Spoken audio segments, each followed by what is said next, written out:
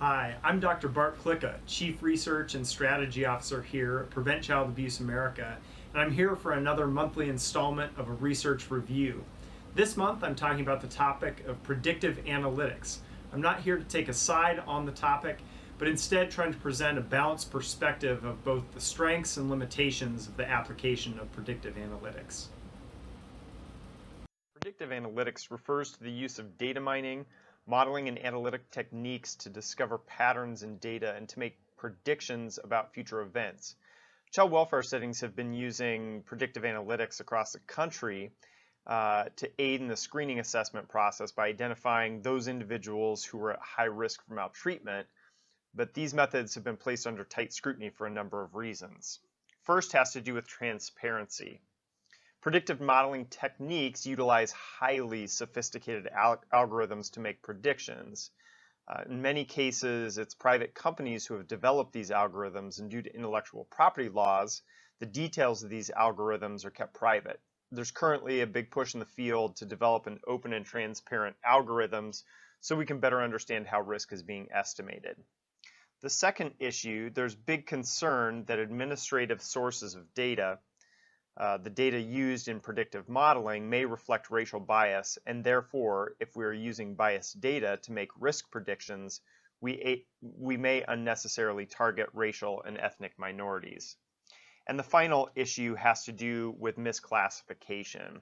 So determining the thresholds for these models has always been a challenge. If we set the thresholds too high, we can miss cases that might actually be at high risk. If we set thresholds too low, and we begin to identify people as high risk who otherwise are not, we potentially lead to unnecessary intrusion or intervention in people's lives. Below, you will find the links to a number of resources for further review. I included both popular media stories, evaluation reports, and academic articles that do a nice job of framing both the possibilities and cautions of using these methods. So one application of predictive risk modeling in the field is called risk terrain modeling. Risk terrain modeling examines the influence of environmental factors and the concentration and overlap of these factors in predicting locations where future events, in our case, instances of child maltreatment, will occur. So the Daily article explores the use of risk terrain modeling in predicting locations of child maltreatment in the city of Fort Worth, Texas. In essence, the researchers divided the city into 400-foot tracts and used administrative data from 2013 to examine the concentration of environmental risk factors in each of those 400-foot blocks. They then looked at whether the concentration of environmental risk factors predicted substantiated cases of child maltreatment in the following year. The environmental risk factors used in this study included poverty, domestic violence, aggravated assault, runaways, murders, and drug crimes. As you can imagine, some tracts had a pileup of environmental risk factors for maltreatment, and others had few, if any. So the researchers found a couple of things. First, poverty and domestic violence were strong predictors of future maltreatment.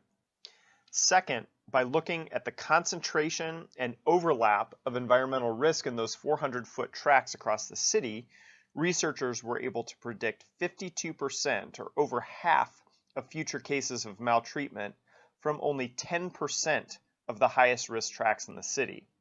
The logic in support of these approaches is that if we're able to identify where future cases of child maltreatment are likely to happen, we can work with communities to identify resources and services to support families in those areas, ideally with evidence-based early intervention services to prevent maltreatment from occurring in the first place.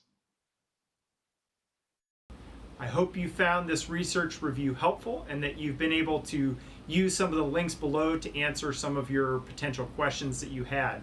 I know I'm going to be following this research very closely as it emerges and would welcome any questions that you have. If you have ideas for future research reviews, please feel free to contact me at the email address on the screen. Thank you.